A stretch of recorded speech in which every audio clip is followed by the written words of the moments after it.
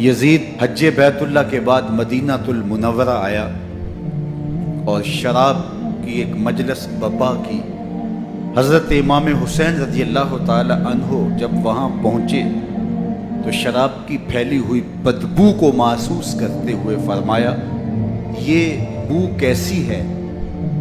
تو نشے میں دھت یزید بولا، یہ شام میں بنتی ہے، اور ایک جام منگوایا اور اس کو پیتے ہوئے دوسرا جام حضرت امام حسین رضی اللہ تعالی عنہ کی طرف بڑھاتے ہوئے کہا، ابا عبداللہ لیجئے۔ تو حضرت امام حسین رضی اللہ تعالی عنہ نے فرمایا، میں اس کی طرف دیکھتا بھی نہیں ہوں، اور پھر وہ عشقی اشعار پڑھنے لگا۔ جب یزید کی شراب نوشی کا منظر امام حسین رضی اللہ تعالی عنہ اپنی آنکھوں سے دیکھ چکے تھے تو مجھے بتاؤ یزید کے ہاتھ پہ امام حسین کا پاک ہاتھ کیسے آتا؟ حضرت امام حسین رضی اللہ تعالی عنہ جس ماحول میں پلے تھے، جس ماحول میں پرورش پائی تھی، جس ماحول میں رہے تھے، وہ پاکیزہ اور تقدس ماحول تھا۔ اور یزید کبھی اطراف دمشق میں، کبھی غوطہ میں، کبھی الخضرہ محل میں، اور کبھی کہاں اور کبھی کہاں داد عیش دیتا رہا اور لہو و لعب کے اندر مصروف رہا، اور اس کی زندگی ان چیزوں سے عبارت تھی۔ وہ محرمات کو حلال قرار دیتا، شراب نوشی اس کی ہڈیوں میں رچی ہوئی تھی، اور شریعت بیضہ کا مذاق اڑایا کرتا، اور حسین ابن علی رضی اللہ تعالی عنہ کی دوستیاں جن لوگوں سے تھی وہ عبداللہ ابن عباس تھے، عبداللہ ابن عمر تھے، حضرت عبد الرحمن بن ابو بکر رضی اللہ تعالی عنہ تھے۔ یزید تو جوا کھیلتا رہا، یزید تو قمار بازی کرتا رہا، یزید تو شراب نوشی کرتا رہا، اور حسین ابن علی مسجد نبوی کے منبر میں حضور کے پہلوؤں میں بیٹھتے رہے۔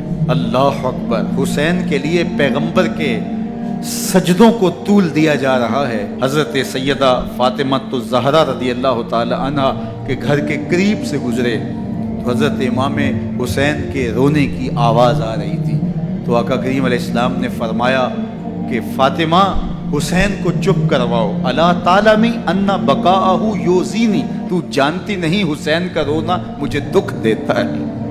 حسین ابن علی کو حضور رونے نہیں دیتے تھے، ان کو دکھی نہیں ہونے دیتے تھے، کیونکہ رسول اللہ صلی اللہ علیہ وسلم جانتے تھے کہ یہ کتنے دکھ سہے گا، کتنی تکلیفوں سے گزرے گا اور کتنے مصائب سہے گا۔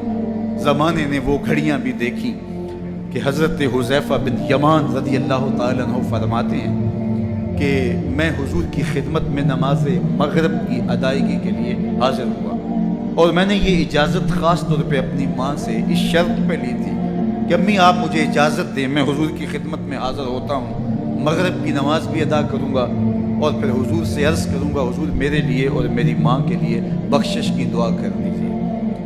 ماں نے اس شرط پہ اجازت دے دی اور میں حضور کی خدمت میں آ گیا، نماز مغرب ادا کی، سلام پھرا، لیکن حضور عبادات میں، ذکر میں، نوافل میں ایسے مشغول ہوئے کہ میں آرزو رکھنے کے باوجود بھی عرض نہ کر سکا۔ خیر، نماز عشاء کا وقت ہوا، اذان پکاری گئی، حضور مصلی پہ آئے، نماز پڑھی، سلام پھرا، اور حضور اٹھے اور کاشانہ اقدس کی طرف چل دیے۔ اب میرے دل میں یہ خیال رہ کے آ رہا تھا کہ ماں کو کیا جواب دوں گا، میں تو حضور سے بخشش و مغفرت کی دعا کروا ہی نہیں سکا۔ جب حضور چل پڑے تو غیر ارادی طور پہ میں بھی حضور کے پیچھے چل پڑا، تو حضور نے رخ پھیرے بغیر فرمایا، من ھذا، میرے پیچھے پیچھے کون آ رہا ہے؟ پھر خود ہی کہا، حذیفہ تو نہیں؟ تو میرا دل دھڑک رہا تھا، قلت نعم، میں نے کہا جی حضور میں حذیفہ ہوں۔ فرمایا، ما حاجتک غفر اللہ لک ولامک، کیا کام ہے؟ اللہ تجھے بھی بخش دے، تیری ماں کو بھی بخش دے۔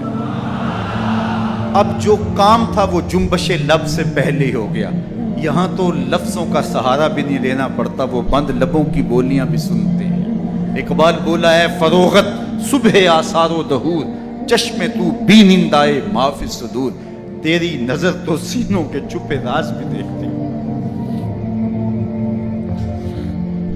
تو کہا، ما حاجتوں کا غفر اللہ لک ولامک، اللہ تجھے بخش دے، تیری ماں کی بھی مغفرت کر دے، کیا کام ہے؟ اب جو کام تھا وہ تو ہو گیا۔ تو میرے حضور نے ارشاد فرمایا حذیفہ سنو، ابھی ابھی ایک فرشتہ آیا ہے جو اس سے قبل دھرتی پر پہلے کبھی نہیں آیا، آج پہلی مرتبہ اللہ سے اجازت لے کے دو کام کرنے آیا ہے۔ ایک تو مجھے سلام کرنے آیا ہے اور دوسرا خوشخبری دینے آیا ہے کہ آپ کی بیٹی فاطمہ جنتی عورتوں کی سردار ہے اور حسن اور حسین جنتی جوانوں کے سردار۔